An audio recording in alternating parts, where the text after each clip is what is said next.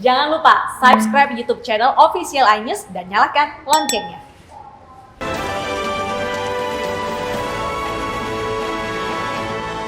Pemerintah Kota Tangerang mewajibkan warga yang keluar masuk Kota Tangerang menggunakan surat izin keluar masuk atau SIKM. SIKM hanya dikeluarkan untuk keperluan mendesak dan berlaku 1 kali perjalanan.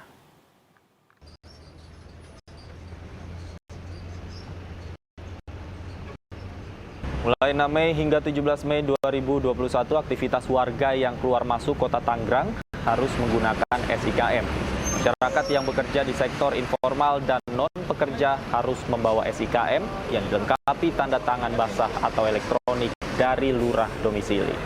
SIKM hanya dikeluarkan dengan keperluan mendesak seperti keluarga sakit, meninggal dunia, dan ibu hamil. Sementara itu penggunaan SIKM untuk membatasi mobilitas warga.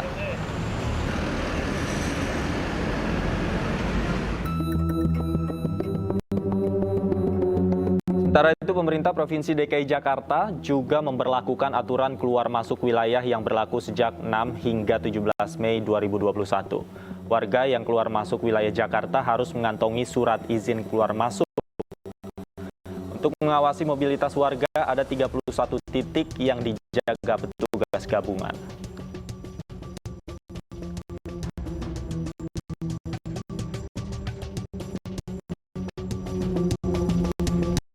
Aturan wilayah aglomerasi yang memungkinkan masyarakat di dalamnya untuk mudik atau yang biasa disebut mudik lokal kini resmi dibatalkan, sehingga meski masih dalam wilayah yang berdekatan, mobilitas masyarakat untuk mudik dilarang.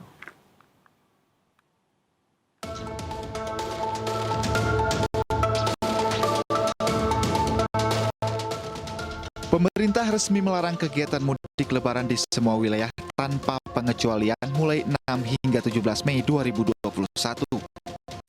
Jika sebelumnya ada aturan wilayah aglomerasi yang memungkinkan masyarakat mudik di dalamnya, kini juga telah dihapuskan. Melarang apapun bentuk mudik, baik lintas provinsi maupun dalam satu wilayah kabupaten kota aglomerasi, dengan urgensi mencegah dengan maksimal interaksi fisik sebagai cara transmisi virus dari satu orang ke orang lain. Adapun 8 wilayah aglomerasi yang disebut sebelumnya adalah Medan Raya, mulai dari Medan, Binjai, Deli Serdang, dan Karo, Jabodetabek, Jakarta, Bogor, Depok, Tangerang, dan Bekasi, Bandung Raya mulai dari Kota dan Kabupaten Bandung, Kota Cimahi, dan Kabupaten Bandung Barat. Semarang Raya meliputi Semarang, Kendal, Demak, Ungaran, dan Purwodadi. Yogyakarta Raya dari Kota Yogyakarta, Sleman, Bantul, Kulon Progo, dan Gunung Kidul. Solo Raya dari Kota Solo, Sukoharjo, Boyolali, Klaten, Wonogiri, Karanganyar, dan Sragen. Surabaya Raya dimulai dari Surabaya, Gresik, Lamongan, Bangkalan, Mojokerto, dan Sidoarjo. Sementara Makassar Raya meliputi Makassar, Takalar, Maros, dan Sungguh Minasa. Di masa larangan mudik hingga 17 Mei mendatang, prasyarat yang harus dimiliki pelaku perjalanan akan diperiksa lebih ketat. Akan ada sanksi bagi masyarakat ataupun perusahaan jasa transportasi yang nekat melayani mudik, mulai dari penahanan kendaraan, denda, dan atau putar balik ke wilayah pemberangkatan. Dari Jakarta, tim liputan iNews melaporkan. Apa alasan mendasar pelarangan mudik lokal di 8 wilayah di Indonesia termasuk Jabodetabek? Sudah bergabung bersama kami Ketua Bidang Komunikasi Publik Satgas COVID-19 Heri Trianto. Selamat sore Pak Heri. Selamat sore Mas, salam sehat. Salam sehat. Mas Heri, ini pemerintah sudah mengumumkan bahwa mudik lokal ternyata juga dilarang. Sebenarnya apa pertimbangan dari pemerintah? Ya, saya ingin luruskan dulu, sebenarnya yang dilarang itu adalah mudik ya, peniadaan mudik. Itu tidak ada istilah mudik lokal ataupun mudik nasional. Jadi yang ada itu adalah aglomerasi yang semula ditujukan untuk membatasi pergerakan atau mobilitas.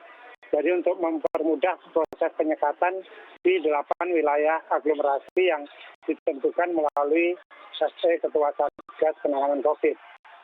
Jadi memang dengan demikian tidak berarti bahwa waktu itu mudik lokal diizinkan gitu. Itu kan istilah yang keluar aja di masyarakat, tetapi kami dari pemerintah tidak pernah memberikan istilah tentang mudik lokal itu. Nah, kemarin itu yang dilakukan oleh Prof. Wiku itu adalah sebuah penegasan dari ketentuan yang sudah berlaku selama ini, dan untuk memastikan masyarakat juga aware bahwa yang ditiadakan itu adalah mudiknya. Mudik ini yang kemudian memicu mobilitas masyarakat, yang kemudian memicu kerumunan, itu yang harus kita hindari ketika menghadapi perayaan Idul Fitri. Demikian, Mas. Mudik itu sudah dilarang oleh pemerintah, tapi masyarakat mungkin menangkapnya pesannya kan berbeda ini, Mas, bahwa ternyata pemerintah sudah menentukan wilayah aglomerasi yang tadinya boleh keluar masuk, kemudian ternyata tidak boleh secara mendadak. Sebenarnya apa pertimbangan, barangkali ada kasus tertentu atau perkembangan-perkembangan yang sifatnya urgent yang menjadi pertimbangan ini, Mas? Iya, jadi memang di perkembangan hari ke hari itu kan sangat dinamis ya, Mas. Jadi kami melihat bahwa ada perbedaan persepsi tadi di masyarakat, makanya kemarin ditegaskan bahwa yang dilarang itu adalah kegiatan mudiknya, jadi tidak ada yang lain lagi. Gitu. Jadi pergerakan di tingkat aglomerasi itu memang diperbolehkan tetap, tapi untuk kegiatan-kegiatan yang esensial. Karena dalam 1 tahun terakhir ini, kebijakan pembatasan kegiatan masyarakat itu juga belum dicabut. Jadi kegiatan masyarakat itu masih sangat dibatasi, misalnya perkantoran adalah 50%, pusat perbelanjaan juga 50%.